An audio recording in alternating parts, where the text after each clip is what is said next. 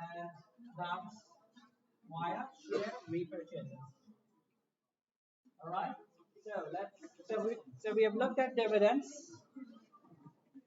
We have looked at dividends, and now we look at the second form of distribution, which is by repurchasing shares. Right. Okay. So okay. So before we start looking at repurchasing, let me just quickly remind you. So when we look at dividends, right? Especially when we look at cash dividends, we know when a company pays cash dividend, the stock price falls down by the amount of dividend, right? Okay. So after the dividend, the stock price drops down by the amount of dividend. So what will happen if we, instead of paying dividends, if we distribute cash via share repurchases? So as we know, an alternative way to pay cash to investors is through repurchasing shares of the company. So the firm uses cash to buy back shares of its own outstanding stock. So what is the share repurchase? And a company uses its cash to buy back shares of its own company, right? Its own shares. So how will it happen? The company will pay you cash, right? So which means asset of the company will fall down, right? Company is paying out cash. Okay. And then as an exchange, it will repurchase shares. So it will pay you the price of the share to buy it back from you. So share repurchases can also, just like dividends, can also take several different forms. The most common form of share repurchases is what we call as open market share repurchases. So what are open market? So open market repurchases represents 95% of all repurchase activity. Okay, open market repurchases represent 95% of all repurchase activity. And then the other three represents a very small fraction, which is like 90, which is 5%, right? The three of the three represents the remaining 5%. Okay? So after open market repurchases, we have tender offers where you ask the shareholders to sell their shares at a pre-specified price. Then there is Dutch auction method, and then there are private negotiations where you negotiate with some large, privately negotiate with some large equity investors, and then repurchase from those investors only. So, as I said, open market repurchases represents about 95% of all repurchase transactions. So what happens in this? You simply go to the market. There's a market price, right? You simply pay the market price and buy back shares. So that's open market repurchases. Then we have tender offers. In a tender offer, there is a public announcement of an offer to all existing shareholders to buy back a specified number of outstanding shares at a pre-specified price. So the main difference between tender offer and open market repurchase is that in tender offer, the price is pre-specified. And this price is typically higher than the market price. So this is typically set at 10 to 20% above the market price. So in a tender offer, you are purchasing shares at a premium price. And you tend to buy these shares over a relatively short period of time as well. So you want to buy shares at a pre-specified price in a relatively short period of time. Whereas open market repurchases can last several years. Tender offers typically last for about 20 days. And if shareholders, in case shareholders do not tender the required number of shares, then it can be cancelled, right? If the person who has offered to buy shares, if the company does not get enough shareholders willing to sell, then the firm may cancel the offer, and as a result, no transaction or no exchange will occur. So in a Dutch auction, it's a share repurchase method in which the firm lists different prices at which it is prepared to buy shares, and shareholders in return indicate how many shares they are willing to sell at each of those prices. So the firm then pays the lowest price at which it can buy back its desired number of shares. So that's what we call the Dutch auction. In a targeted repurchase, so a company or a firm purchases shares directly from a specific shareholder. So this is what also known as private. What was the term I used? Private negotiations, right? Okay. So in a targeted repurchase, you don't go to the market, you don't make an offer to everybody, you just target, few large investors and ask them to sell their shares to you. Okay, so something that one of your colleagues asked me earlier, the term in finance we use for it is called green mail. What is a green mail?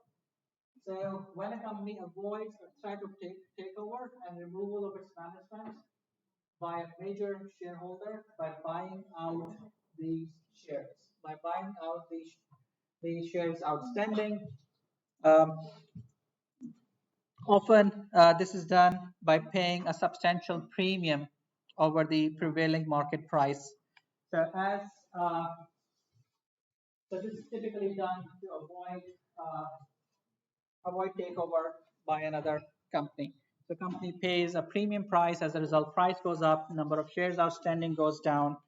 So it becomes difficult for the for the acquirer company to acquire the required number of shares at a higher price. Okay, so let's see what happens when a company repurchases shares. So suppose there are 1,000 shares issued by company ABC, for example, and each share is trading at $20. The company decides to repurchase 100 shares with its cash reserves, right? So that's how a repurchase works, right? Company has some cash, it will pay you cash and repurchase shares, right? So the company decides to repurchase 100 shares with its cash reserves. What is the impact of the decision on its share price? Right? So previously we looked at when a company pays cash dividend, what is the impact on share price, right? So here we'll look at if the company repurchases shares. Of course, just like cash dividend, company pays cash. Similarly, when repurchasing shares, company pays cash to repurchase shares. What will happen to the price? Cash that you need to repurchase 100 shares, is $2,000, right? Because each share is worth $20. So you need a total of $2,000 to buy back 100 shares. Okay. So what's the market value before repurchase? Let's say it's 20, because there are 1,000 shares outstanding, right? There are 1,000 shares outstanding of the company. Each share is worth 20, so the total market value is 20,000 before the repurchase, right? After the repurchase, what happens? What's the market value now? 18,000. Why is it 18,000? Because the company has used its $2,000 to buy back shares. So the remaining value of the company is now 18,000, right? Okay. But as the remaining value of the company goes down by 2,000, the number of shares outstanding also drop down, right? Because you have repurchased shares. Company has repurchased 100 shares, so the remaining number of shares outstanding is 900, right? So 18,000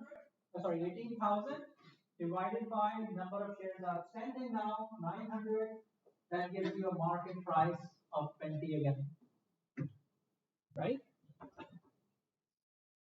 So what do we see here? What do we conclude? When a company repurchases shares at the market price, right? There's no effect on price. That was your question, right? That's what you asked at the beginning. Yeah. What about in the secondary market? When you want to sell the company's shares? Right. I mean, you can sell this higher price, right? But like more limited. No, okay. So let me just clarify this first. So you're talking about selling shares in the secondary market, right? Okay. Who is selling shares in the secondary market? The company or existing shareholders? Existing shareholders. Right. If existing, so what's the difference here? So let's say you own shares in a company and the current market price is 20, right? So you can sell it to anybody. What price will you get? The market price, 20, right? Because that's what is the value of your share today, and that's what everybody else will be willing to pay. It doesn't matter whether you sell it to others or whether you sell it to company, right? You still get the market price. Good. Right. So when a company does repurchase, what happens to share price? Now we know the answer, right? What happens to share price? Nothing happens. Share price remains unchanged. Okay? So now I ask you this question. Now we know what happens to share price when we issue dividends and what happens to share price when we repurchase shares, right? So these are two ways to distribute cash to shareholders, either through dividends or through repurchases. When you pay dividends, share price drops down by the amount of dividend. Right? When you do repurchase, what happens to share price? Nothing happens to the share price. If you are a manager of a firm, right, what will you do? Will you repurchase or will you pay dividend?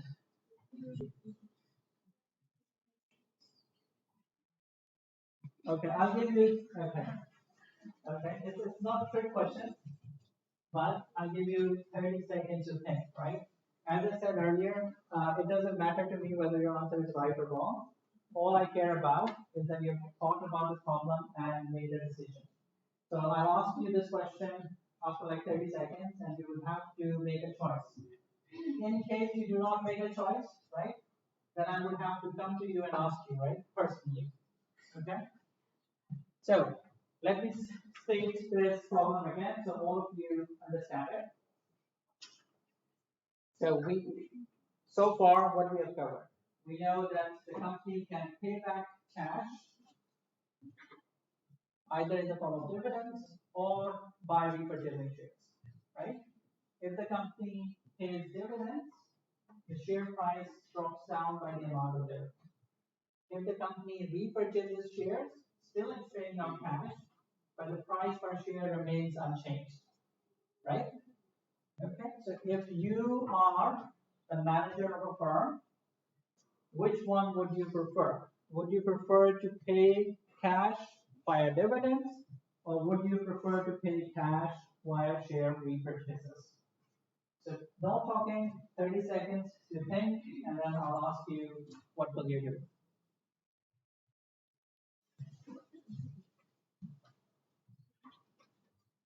All of you understand the problem, right?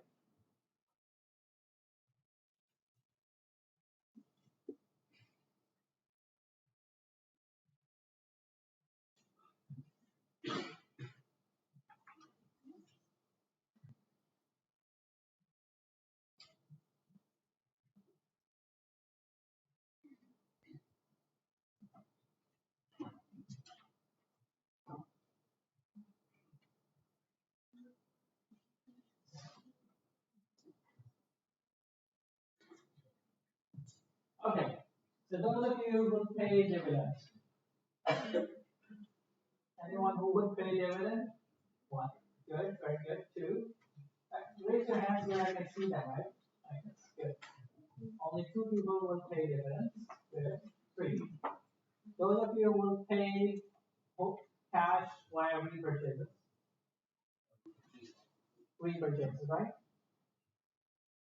Almost everybody, right? Okay, and I did tell you if you don't raise a hand, then I will have to come and ask you, right? What will you do? Hello? You. Sorry? Yeah, with a bottle. Yeah, what will you do? Repurchase or pay cash via dividend?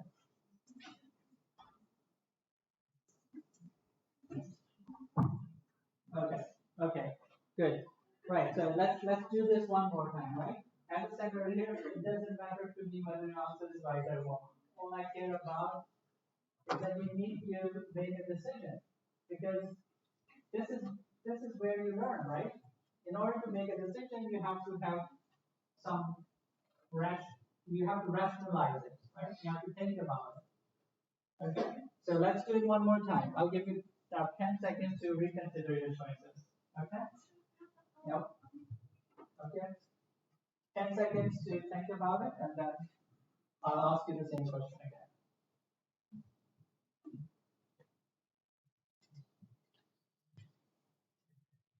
Okay, so those of you will pay dividends. Still choose people. Those of you will repurchase shares. Okay. Right. All right. Okay. Good. So almost everybody, right? Almost everybody will repurchase shares. Is that right? Okay. So let's take the same example, right? Let's take the same example. So here we have seen the share price doesn't change, right? Share price is 20. Well, what is the market value? 18,000, right? Right, 18,000. How much the company paid in cash? 2,000, right? Okay. Now let's say that the company pays 2,000 as dividends. That would make the cash flow the same, right? So if the company pays 2,000 in the form of dividends, what will be the dividend per share? Dividend per share. So you're paying 2,000 as dividends. There are 1,000 shares outstanding. The dividend per share will be $2, right? Okay. So in this case, dividend per share will be $2. So if the dividend per share is $2 and you paid 2,000 in the form of dividends, what is the market value after paying dividends? 18,000, right? Because the market value is still the same because you have paid 2,000 in the form of dividends, right? Okay, so the market value is 18. What is the number of shares outstanding in this case? 1,000, right? So what's the share price now? Share price? Share price? $20? How come? It should be 18, right? Okay, so let's say you're paying 2,000 in dividends, right? Number of shares outstanding? 1,000, so you pay $2 dividend, right? Okay, so once you pay these 2,000 in dividends, the market value of the company will drop from 20,000 to 18,000 because you have paid 2,000 in cash dividends, right? So the new market value is 18,000, right? And if you divide it by number of shares outstanding, because you're not repurchasing in this case, you're just paying dividends, right? Number of shares outstanding remain 1,000. 18. Not 1.8, 18, right? So 18 is the new market price. And this is exactly what we have learned so far. When a company pays dividend, the stock price falls down by the amount of dividend. Before the dividend payment, the price was 20. You pay $2 dividend, price dropped by the amount of dividend from 20 to 18. So you distributed $2,000 in dividends. And then the alternative, you distributed the same 2,000 in the form of share repurchases, right? The market value is still 18,000 and the share price remains unchanged at 20, right? So you can see it makes no difference because the market value is still 18,000 in either case, right? So it doesn't matter whether you repurchase or whether you pay dividends because the market value is still 18,000 after the dividends. So it makes no difference. Okay, you had a question. As the share price change, why it can be seen as a reward of No, it's a reward only to those who are selling shares because they're getting cash, right? Also, Yep. so if there's no change in the market value, then why are we seeing a trend where companies are repurchasing more than issuing? Very good. Okay. So this is a really good question, right? So the question is, in this example, we have seen that the firm value remains unchanged, whether we pay cash, dividends, or whether we repurchase shares. So which means the two options are irrelevant, right? Because it doesn't matter. The firm value is unchanged. If firm value remains unchanged, if it's irrelevant, then why do we see this trend that share repurchases are increasing and dividends are also increasing, but in relative terms, share repurchasing firms are increasing, right? Okay. So the reason that share repurchase activity is gaining popularity is because there are market imperfections, which we will cover. So this is a simplified world where there are no transaction costs. There are perfect markets, right? So everybody has the same information about the firm and its future cash flows. But in reality, in the real world, these conditions are not met. Okay, so we'll talk more about these in the next few slides. So dividends versus share repurchase example. So I explained this to you with these numbers as well. Let's look at another example so that this we have a very firm understanding of this. So consider a firm, let's say Genron Corporation. The firm's board is meeting to decide how to pay 20 million in excess cash to shareholders. Right? So the firm has decided its payout. It's going to pay 20 million. The question is, how is it going to pay its 20 million? Genron has no debt. Its equity cost of capital equals its unlevered cost of capital of 12%. With 10 million shares outstanding, Genron will be able to pay a dividend of $2 per share, right? So the company will pay 20 million. There are 10 million shares outstanding, so dividend per share will be $2. Okay, so the firm expects to generate future free cash flows of 48 million per year. Thus, it anticipates to pay dividend of 4.8 per share each year thereafter.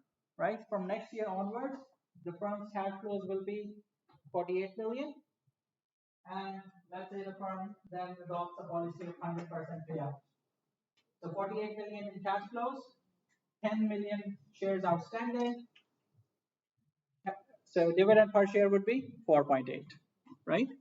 So in future, whatever is the cash flow, that's exactly the amount of dividend that the company will pay. Okay, so let's look at the first alternative. When you pay with cash dividend. Okay, so let's calculate the price which includes the dividend. We call it cum dividend price. So when a stock trades before the ex-dividend date, entitling everybody who owns the share to a dividend, right? Okay, so that price is what we call cum dividend price because it includes the amount of dividend. So what will be the cum dividend price? The current dividend, right? The current dividend, which is how much? $2, right? Plus the present value of future dividends, right? Why do we take into account the present value? Because of MD. Because of MD. MD? Because it's dividend. No. The question is, why do we take the present value? What is the price of what? Okay, how do we calculate the price of a share? What is the price of a share? Sorry. Now, how do we calculate the price of a share? Price of share price, number of shares. That's the market value. Very good. Okay, so the price of share is simply the present value of all future cash flows, right? And dividends are also cash flows, right? That's how we value any asset, right? So the price of any security is simply the present value of all future cash flows, right? So we know what are the future dividends. Future dividends are 48 million in total, and there are 10 million shares outstanding. So future dividends will be $4.8 per share. Right? So what is the price? Is the present value of all the future cash flows plus the present dividend, the dividend today, which is $2, right? So we can calculate this price. The current dividend is $2 plus the present value of the future cash flows. Future cash flow is 48 million divided by number of shares outstanding, 10 million. So that's $4.8 dividend per share. So that's the future cash flow, 4.8 per share, divided by your required rate of return, right? And that gives you the present value of future cash flows. Okay, so the value of this share today is $42. Is that right? Is this correct? Is this correct? Guys? Can you check if this is correct? If I've done or if I've made that out, right?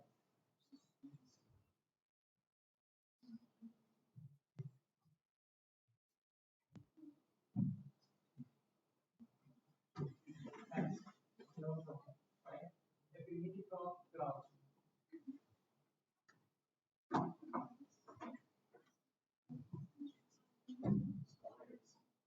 Okay, this is correct, right? What is the price of a share? It's simply the present value of all future cash flows. In this example, we know the cash flows, right? We know the discount rate. The cash flow, because it's a perpetuity. This is a perpetuity because the firm earns 48 million every year, right? So cash flow divided by discount rate, that gives you the present value. Present value is 40. The current dividend is $2. So the total price, including the dividend, present dividend is $42. Okay, good. So what will be the ex-dividend price? What will be the ex-dividend price? If the company pays $2 dividends, we know the price should drop down by the amount of dividend, right? This is what we have established so far. So the ex-dividend price will be 40, right? Okay, so this is how it would look like in the balance sheet, from a balance sheet point of view. So before December 11, which we call the cum dividend price, right? Which includes the current dividend. So let's say the firm has cash of 20 million that the firm wants to distribute. it has, let's say, other assets worth 400 million, right? So the total market value of the firm will be 420. There are 10 million shares outstanding, so the share price on a per share, so the share price would be $42, right? But after the ex-dividend date, right? After the ex-dividend date, which means the company would have paid this 20 million to shareholders, right? The company paid this 20 million as dividend to shareholders. So the cash would be zero because company paid it out in the form of dividends. Other assets would still remain unchanged, 400. So the total market value of the firm after the dividend payment would be 400, right? Number of shares outstanding remains unchanged, 10 million. So the price per share would be 40. This is what we just calculated as well, right? Okay, so conclusion. Once the company pays dividend, share price after the ex-dividend date, share price drops down by the amount of dividend. But remember, you need to look at the total firm value here as well, right? Okay, so let's look at the other alternative. We can distribute the same 20 million by repurchasing shares, right? So if instead of paying dividend of $2 per share, if we repurchase shares. Okay, so Genron uses 20 million to repurchase its shares on the open market. So what is the current market price? We calculated it to be 42, right? That's the current market price. So the company will distribute 20 million. So how many shares will it buy? 20 million divided by current share price, 42. And that gives you 0.476 million shares. So that's the maximum number of shares that the company can buy with 20 million, right? Okay. But if the company repurchases the shares, this would mean that the number of shares outstanding will decrease by this amount. Okay. So the remaining number of shares outstanding would be 10 million minus 0.476, which is equal to 9.524 million.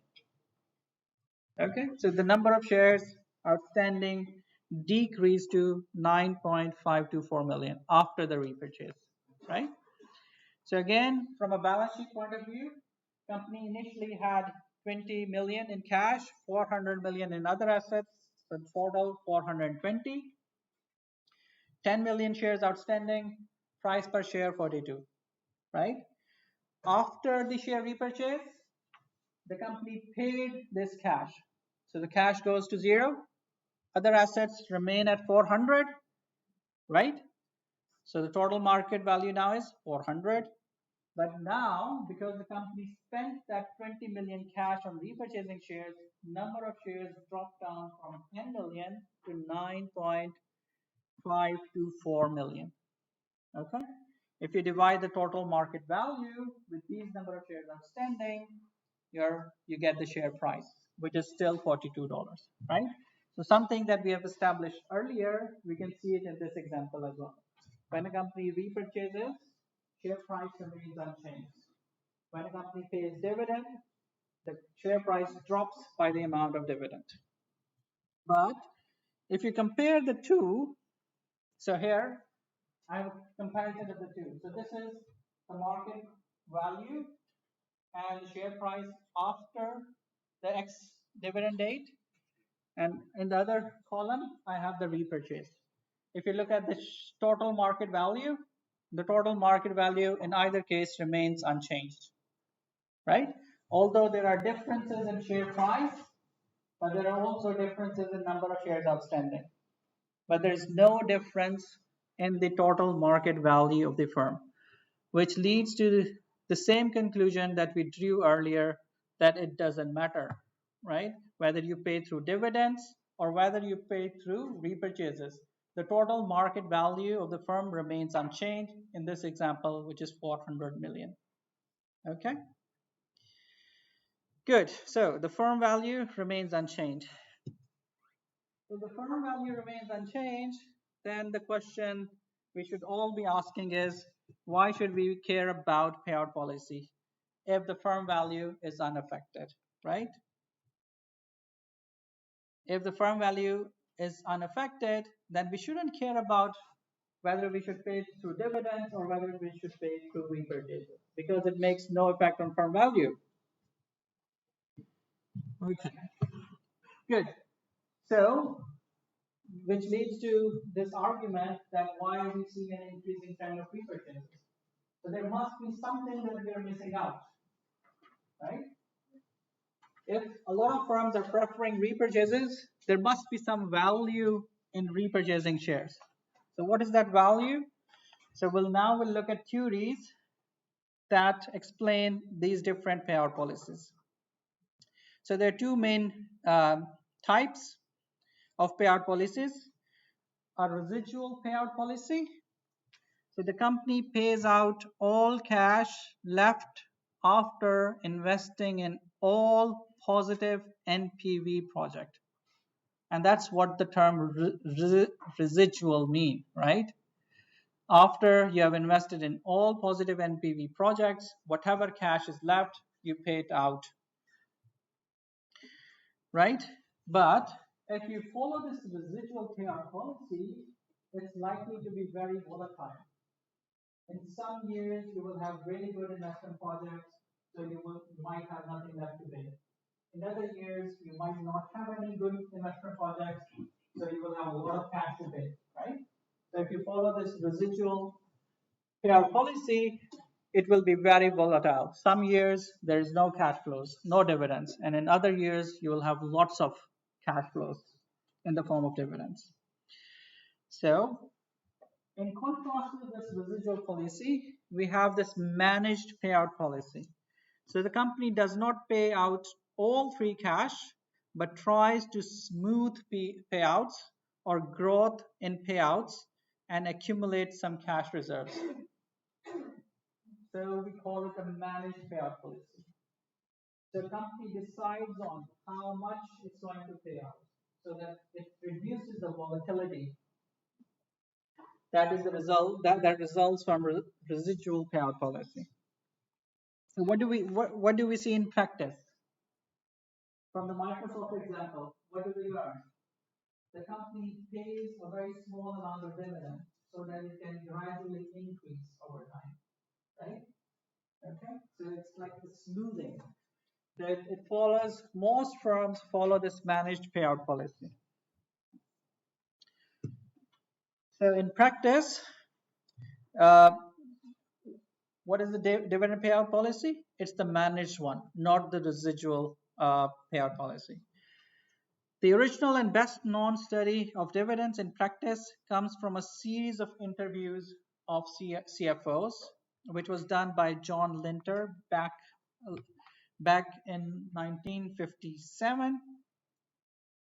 And what he found that managers prefer a dividend policy of stable, steadily growing dividends in terms of dividends per share. So they try to avoid dividend cuts. That's the main reason, right?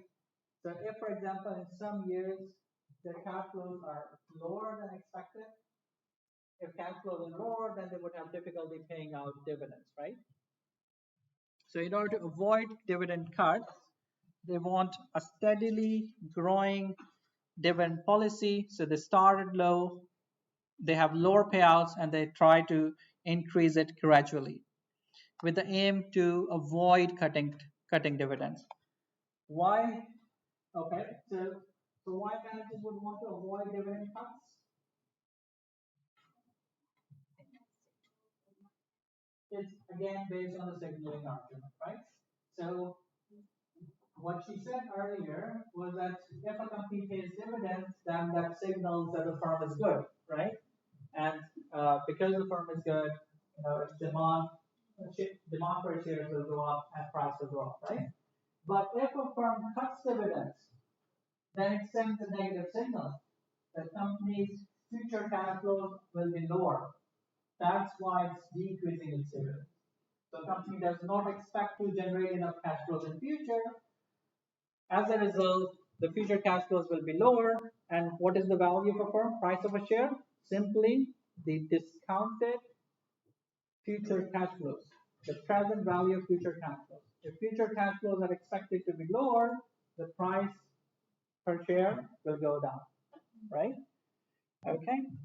So because there is a negative stock market reaction to dividend cuts, and managers want to avoid that, so that's why they go for a managed dividend policy or payout policy.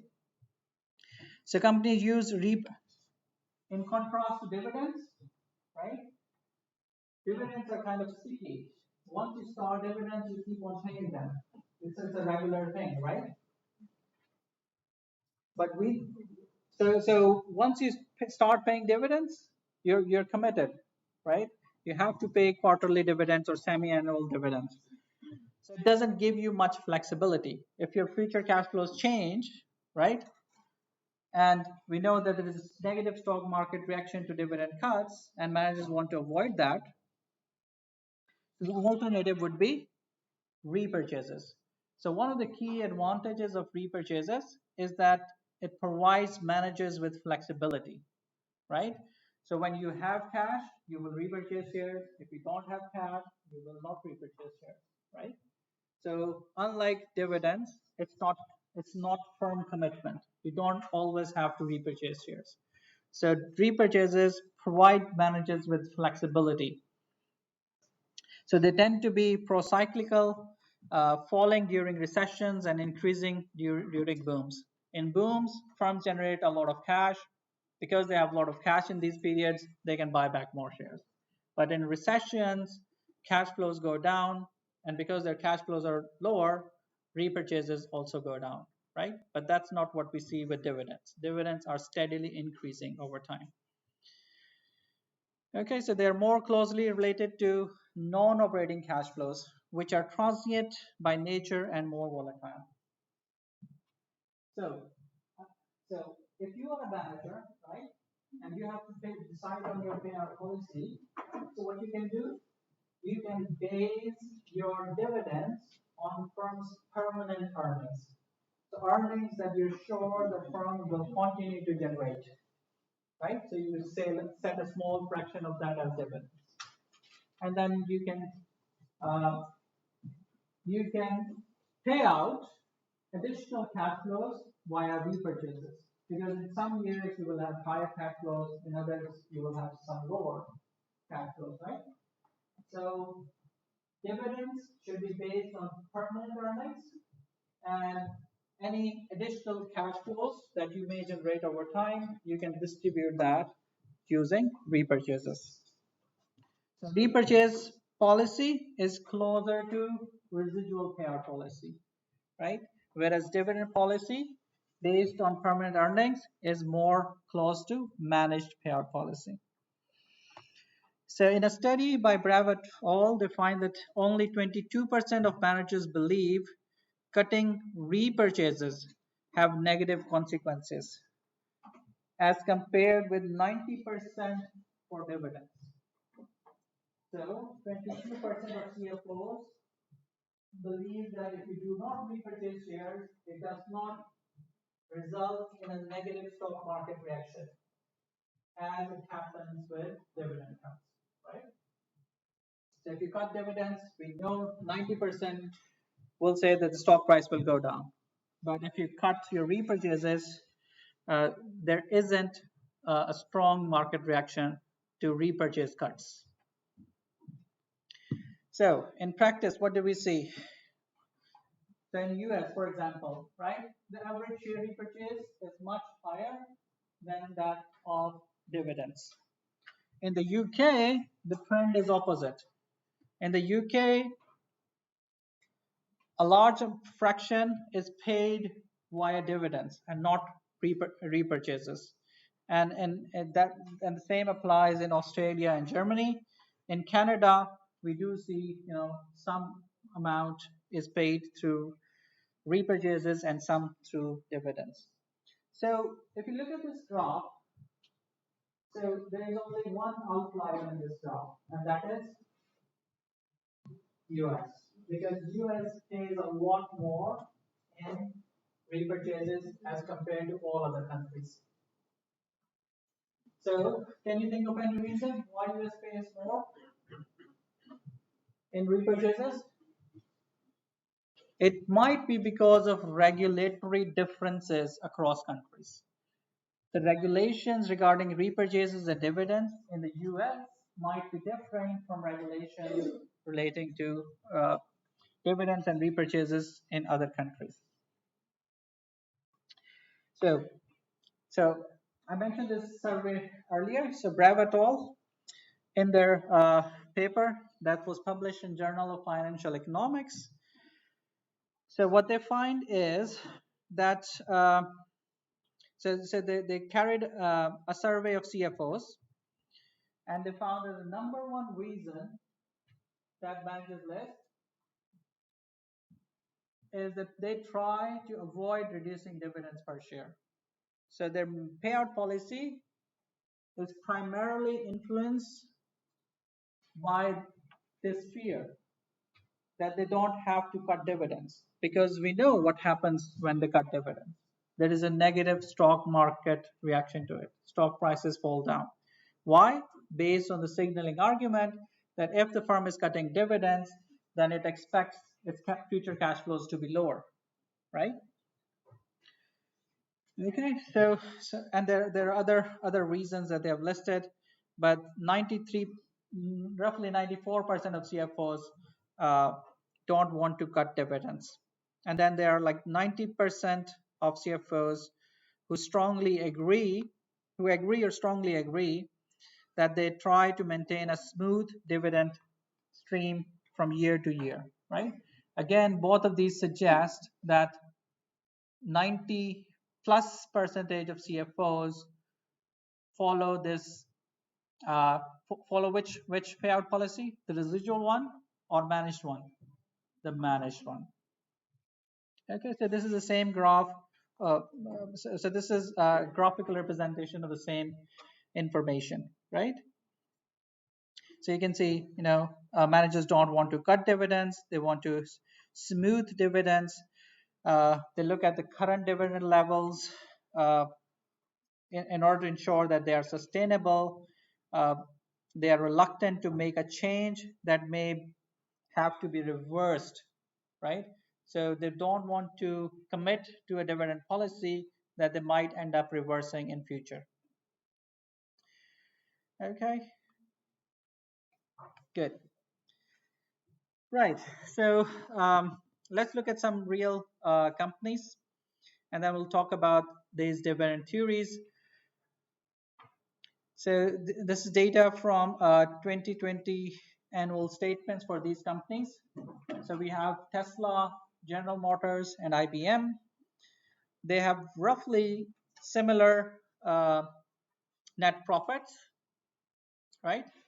They have like, fairly similar net profits. Tesla 690 million, GM 642 million, and IBM 559 million.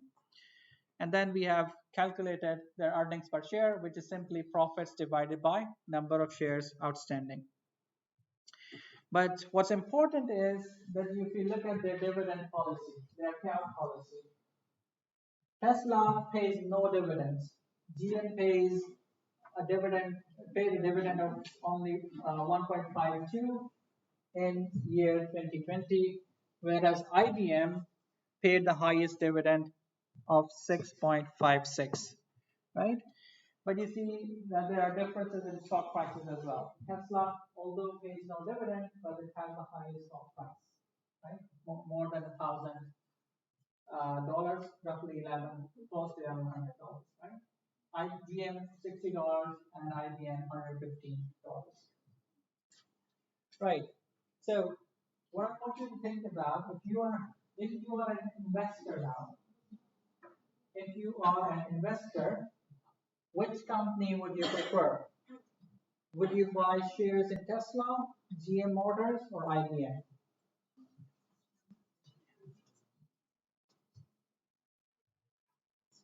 Those who will want to buy Tesla?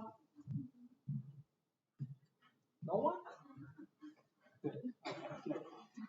Right. General Motors? Good. Very good. And IBM? IBM. Very good. Okay. So there's a lot of preference for GM and IBM, right? Okay. So this is not a question, which is it's based on your preference, right? Something that you like. So if you look at part, we can assume part of the reason that you made you chose to invest in GM and IBM is because they pay some sort of dividend, right? They give you some sort of return in the form of dividend, right? And also because their prices are more in a manageable region, right? Where you would find that it's easier for you to buy these shares. Okay. So how many of you made their decision based on their payout policy? Anyone who made their decision based on the payout policy by looking at dividends per share? Only 2? 3, 4? Okay. So what other what have you thought about? What was the reason for making this decision? Yeah. I basically looked at the stock price because at least I can pay like $60 and at the end I can get some return, which is 1.5. Yeah. But for Tesla, it's so huge for me to pay and then not get anything out. And IBM is also, if I have so much money, then they will invest in it. Yeah.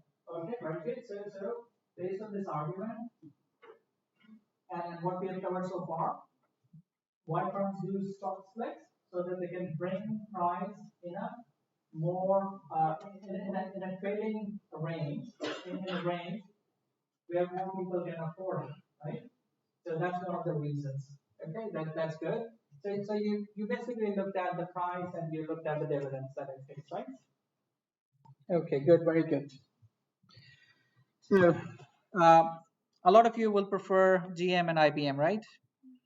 And we discussed whether this dividend policy influenced your decision making or not. Okay, so let's start with this first theory of Modigliani and Miller. So this is the dividends irrelevance theory. So they argue that dividend policy is irrelevant in an efficient market. Okay, so if you recall what they have said about capital structure policy, what did they show in the capital structure policy? They started by showing that in a perfect market, capital structure is irrelevant, right? If you have perfect markets, there are no transaction costs, everybody has the same level of information, there are no taxes, right? In that market, capital structure is irrelevant because it doesn't affect the firm value. They show exactly the same thing with dividend policy. They show that dividends are irrelevant. Okay, because they're irrelevant because they don't affect firm value, which is what we established when we looked at share repurchases and when we looked at dividends. We have seen that the firm value remains unchanged. Price per share changes, but the firm value, the total value of the firm remains unchanged. Okay, so in the original theory, in the original theory based that was back in 1961, they assumed they made the following assumptions: that all investors, including the firm, are equally informed, which means everybody has same information. There are no information asymmetries in the market. They also assume that there are no transaction costs of trading stocks, right? And tax rates on dividends and capital gains are identical. For simplicity, at the beginning, we assume that there are no taxes. Okay. So also that any change to the firm's payout policy has no effect on its capital budgeting, right? So if, for example, they choose a higher payout policy, they pay a lot more, right? It will still not affect the capital budgeting because they can borrow more or raise more capital by issuing shares as well. Okay. So given these assumptions, a dividend payout reduces the value of firm's assets by the amount of cash paid. We have established this, right? Shareholders' stake in the firm falls by the amount of dividend, and so does the stock price. But they receive a dividend that exactly offsets this, right? So if this, let's say the dividend is $1, stock price will fall down by $1, but as an investor, now you have a share that's $1 less, but also you have $1 in pocket in the form of dividends, right? So your total value remains unchanged. So overall, there is no change in the wealth of investors. So as a result, because it doesn't affect firm value, it doesn't affect your wealth, dividend, it shouldn't matter how the company chooses to pay its free cash flows. So this is a recap of something that we already covered, right? To strengthen this point again. So assume, for example, we have surplus cash of $1 and other fixed assets of 10. So the total market value will be 11, right? Okay, there is no debt, and because there is no debt, so equity should be equal to the value of firm's assets, right? Which is 11. Okay. So what will happen when the company pays out this $1 million, right? So if the company pays out this $1 million, surplus cash will go to zero, right? And the remaining assets would be 10 million. Okay. So the value of the equity will be now 10 million. But if you look at it from your perspective as an equity holder, now you have assets worth 10 million, right? But you have also received 1 million in cash. So the total value remains unchanged at 11 from your perspective, right? So this is a graphical representation of the same argument, right? So this shows that dividend policy is irrelevant. So on the left, we have on the vertical side, we have the total value of the firm, and these bars represent the number of shares, right? So total number of shares. So total number of shares times the share price. So the size of the bar is reflective of the worth of each share. Okay, so the total value will be price per share times number of shares. Okay, good. So this is the left hand side is the value before the dividend. But if you pay dividends, right? So once you pay dividends, what will happen? So you have all shareholders. The value of each share is now worth less. Now you can see because the size has dropped down, and that's what we know from the dividend policy. If the company pays cash dividends, share price drops down by the amount of dividend, right?